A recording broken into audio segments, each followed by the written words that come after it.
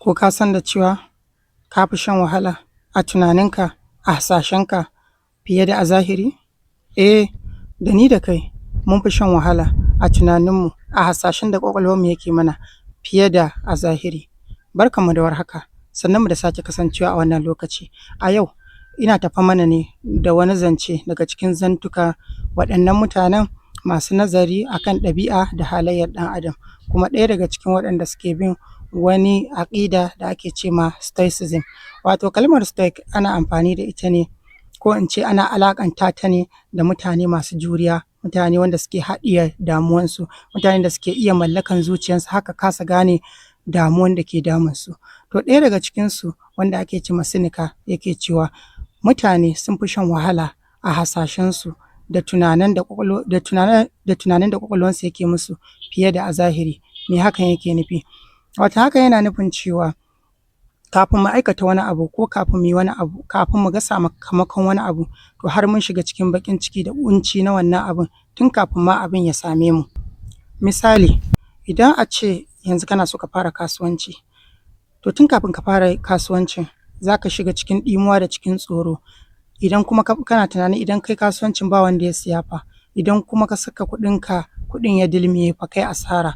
Haka idan kana da jarabawa nan da sati ɗaya, tun kafin sati ɗayan ka shiga cikin tsoro, ka shiga cikin damuwa, kar jarabawan ya wahala, kar ka yi ka faɗi. Haka idan aiki kake nema, tun kafin ka je interview aikin za ka fara tunani me za a tambaye ka, kar fa a tambaye ka ka kasa, kar kuma ka kasa cin interview ka rasa aikin.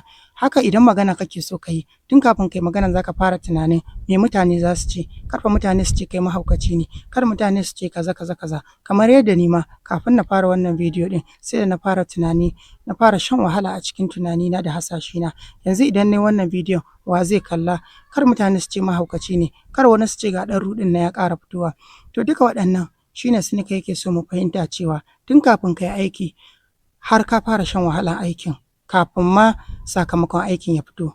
Wato abin da yake nufi a nan shine ba fa ka je kai jarabawan ba amma har ka shiga cikin damuwa, ba ka je fa interview ba amma ka shiga cikin ƙunci. Ya ce ba fa ka sa kuɗin naka ba ka fara kasuwancin ba amma kuma har ka ji zafi da ɗimuwa da ƙunci da baƙin cikin kar a siya ko kar kuɗinka ya faɗa ciki, har tsoro ya cika zuciyanka. Kenan a zahirin gaskiya mu 'yan adam muna ma shan wuyan abin da bai ma faru ba saboda hasashenmu da tunaninmu.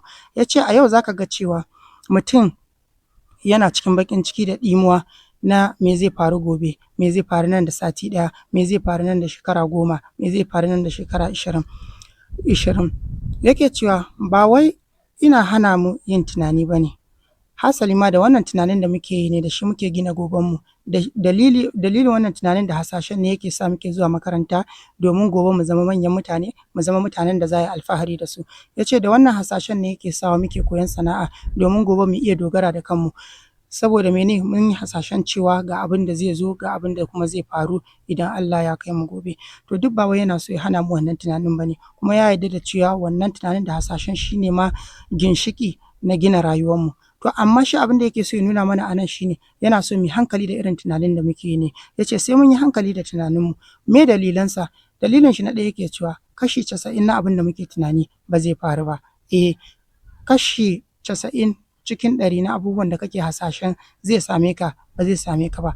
Yanzu abin da nake so da kai mai kallo shi ne ka ɗauka takarda, ka ɗauka biro, ka tuna shekara biyunka da suka wuce, sannan ka tuna a shekara 2 nan da suka wuce wasu abubuwa ne ka dinga tsoron cewa za su faru da kai a yau ɗin nan da kake kallon wannan bidiyo ɗin. To duk ka rubuta su sannan ka fahimta cewa, ka duba ka gani a cikinsu wanne da wanne ne ya faru. Ya ce za ka fahimci cewa kashi 90 ciki 100 na abubuwan da kake hasashe ba zai faru ba. Dalilinsa na biyu shine yake cewa ƙwaƙwalwa ta fi tunanin sharri fiye da alheri. Wannan gaskiya ne. Wato a maimakon ƙwaƙwalwa ya ce maka ko hasashen naka ya ce maka idan ka yi kasuwancin za a siya kuma za ka ci riba, zai gaya maka kishiyan haka. A maimakon ya ce idan ka je jarabawan za ka ci, tambayoyin za su yi sauƙi, zai gaya maka kishiyan haka. A maimakon ya ce idan ka yi bidiyon mutane za su yi liking, mutane kuma za su so bidiyon, sai ya gaya maka akasin haka. Kamar ni da kai ne yanzu mun fi tsoro mun fi ji a ranmu da hasashe da ƙwaƙwalwarmu ke mana cewa nan da shekara 1, shekara 2, shekara 10 za mu shiga cikin talauci, cikin bala'i, cikin ƙunci, fiye da yanda muke jin cewa gobe ko nan da shekara 1, nan da shekara 3 za mu zama manyan mutane, za mu zama cikin mutanen da za a dinga alfahari da su. Kamar abin da ke faruwa ne a Najeriya, yanzu da ni da kai mun fi tunanin cewa ko mun fi hasashen cewa Najeriya, goben Najeriya sai ya zama ya fi yau ɗin, wato bala'in da za a shiga gobe sai ya fi bala'in da ake ciki yau. Ya ce to dukkan waɗannan abu ne na ƙwaƙwalwa wanda take mana hasashen sharri fiye da mene alheri, saboda ita ta ginu ne akan cewa dukkan abin da take tsoro shi take kawowa, saboda mene kariya take son ta ba ma mai ita.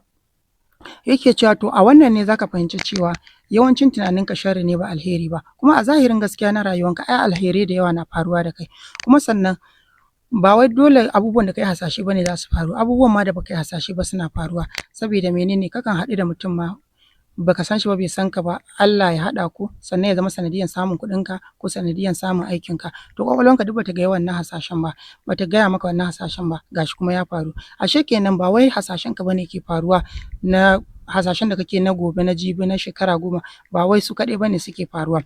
Yake cewa sannan kuma hasashen nan naka yana sa ka kai faɗa da abin da baka da ikon gudanar da shi.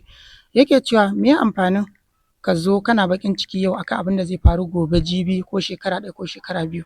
Ya ce me amfanin sa? Ya ce ai sai ka bar shi idan ya faru sai kai baƙin ciki.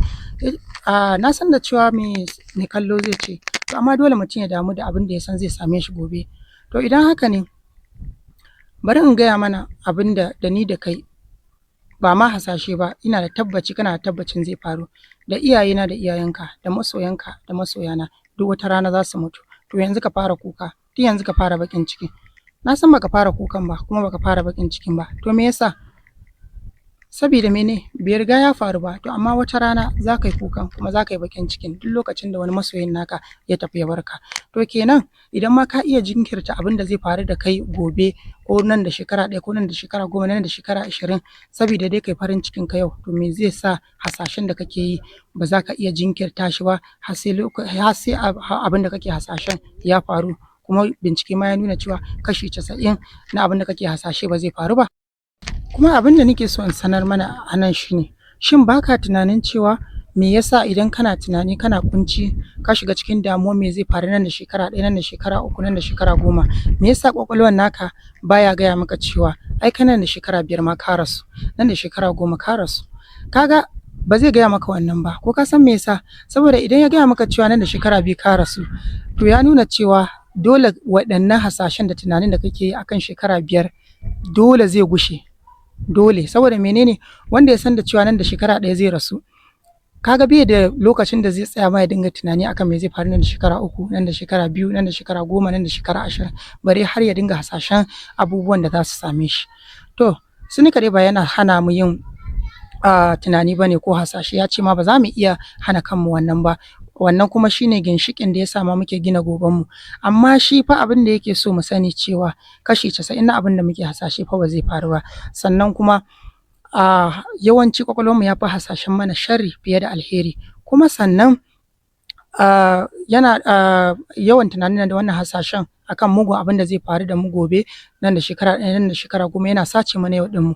A maimakon mu yi farin ciki yau, mu cire damuwarmu yau, sai mu yi ta baƙin ciki, mu yi ta damuwa akan abin da bai riga ya faru ba. To ko da ma a ce mun san da cewa abin zai faru, to me amfanin ka dinga baƙin ciki akan abin da bai riga ya faru ba? Ai sai ka bari idan ya faru sai kai baƙin ciki. To a nan zan bar mu. Me kuke tunani akan Seneca? Kuna tunanin Seneca ya fahimci ɗabi'a da halayyar ɗan adam kuwa? Kuma shin menene ka fahimta da cewa kashi 90 na abin da kake tunani ba zai faru ba? Shin kana tunanin da gaske kashi 90 na abin da kake tunani baya faruwa? Ku rubuta min a comment section.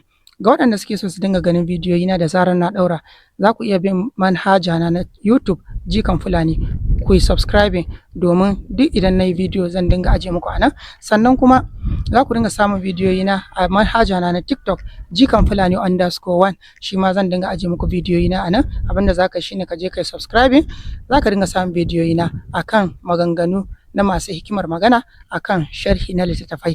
Na bar mu lafiya.